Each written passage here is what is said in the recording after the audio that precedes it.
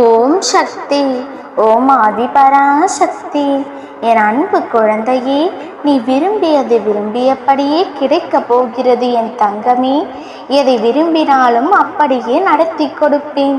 இங்கே உன் கேள்வி, நான் இன்பத்தை தானே விரும்புகின்றேன், எனக்கு ஏன் துன்பம் வருகின்றது?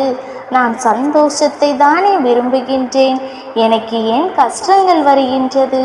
இப்பொழுதும் கூறுகின்றேன், நீ என்னிடம் வேண்டியது வேண்டியபடி கிடைக்கும். உனக்கு மட்டுமல்ல, இங்கு மனிதர்கள் எல்லோரும் அவர்கள் விரும்பியதை தான் அடைவார்கள். ஆனால் நீங்கள் விரும்பும் விருப்பத்தில்தான் தவறு இருக்கின்றது. ஒருவர் கஷ்டப்பட்டாவது முன்னேற வேண்டும் என்பது அவரது விருப்பமாக இருக்கின்றது. எனவே அவனது முன்னேற்றத்தில் அவன் விரும்பிய கஷ்டத்தை அனுபவிக்கின்றான். இன்னொருவன் தான் முதுமை காலத்திற்காக பணத்தை சேமிக்கின்றேன் என்று கூறுகின்றான். அவன் விரும்பியபடியே முதுமை காலத்தில் நோய்களை அனுபவிக்கின்றான். அவரை போல் இருக்க வேண்டும், இவரை போல் இருக்க வேண்டும் என்று விரும்புகிறார்கள். ஆனால் அவரும் இவரும் வெளி தோற்றத்தில் நன்றாக இருக்கிறார்கள். ஆனால் அவர்கள் உள்மனம் படும் கஷ்டங்களோ வெளி உலகம் காணாமல் அவர்கள் சந்திக்கும் பிரச்சனைகளும் அவரை போல் இவரை போல் என்று விரும்பிய அவனும் அவர் துன்பத்தையும் இவர் துன்பத்தையும் அவன் விரும்பியபடியே அனுபவித்துக் கொள்கிறான். நான் எப்பொழுதும் எந்த சூழ்நிலையிலும் சந்தோஷமாகவே இருப்பேன் என்று நினைக்கும் ஒருவன் அவன் விருப்பப்படி எப்பொழுதும் சந்தோஷமாக இருக்கின்றான்.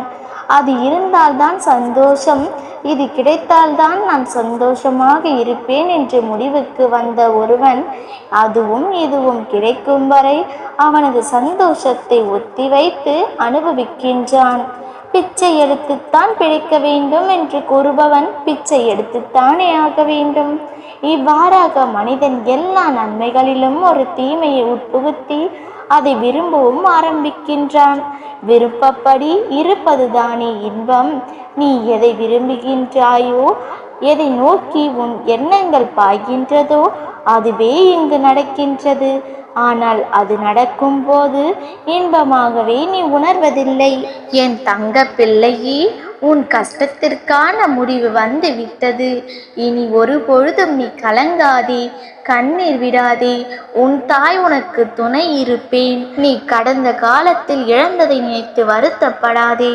உன் எதிர்காலத்தில் அவற்றையெல்லாம் நான் திருப்பிக் கொடுக்க போகின்றேன். இனி இன்பமாக சந்தோஷமாக இருப்பாய். நல்லது நினைக்கும் என் பிள்ளையை நான் ஒரு பொழுதும் கைவிட மாட்டேன் என் செல்லமே.